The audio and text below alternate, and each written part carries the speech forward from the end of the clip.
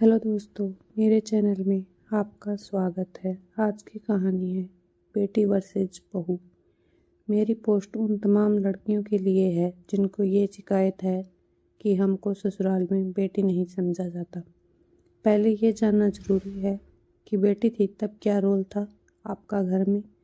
जब आप आराम से उठती थी, देर तक सोती रहती थी, खाना चाय नाश्ता सब मम्मी बना देती थी, बाकी काम मेड करती थी। कभी कभार आप घर के काम में हाथ बंटाती थी।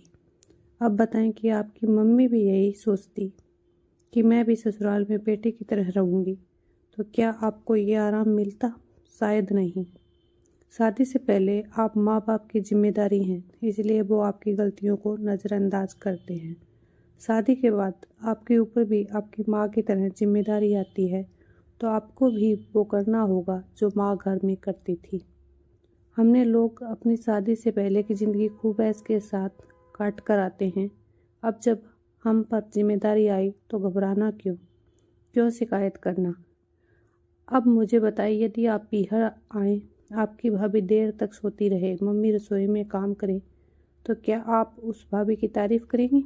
कभी नहीं। आप माँ से कहेंगी कि आप क्यों रसोई में खटती हैं, भाभी को करने दिया करो।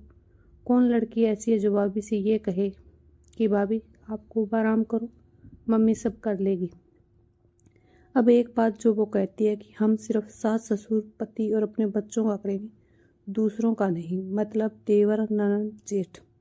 अब इसका मुझे जवाब दें कि आपके भाई की शादी पहले हो गई और भाभी आ गई, वो सबका खाना बनाए और आपका नहीं, तो क्या आप आपके माँ बाप को सहन होगा? बिल्कुल नहीं। इसलिए यदि आप जो चाह रही हैं वो आपकी भाभी आपके साथ करे तो बुरा नहीं लगना चाहिए। आपको अपनी ननद उनके बच्चों का आना बुरा लगता है तो आप भी सोच लीजिए कि आपकी भाभी भी आपके आने से खुश नहीं होगी। कभी सोचा है आपने अपनी माँ को घर में पीहर की तरह महसूस करवाया है? यदि नहीं तो आप कैसे उम्मीद करती हैं कि आपको महसूस हो? क्या माँ ने कभी ये शिकायत की कि मुझे जल्दी उठना पड़ता था, काम करना पड़ता था?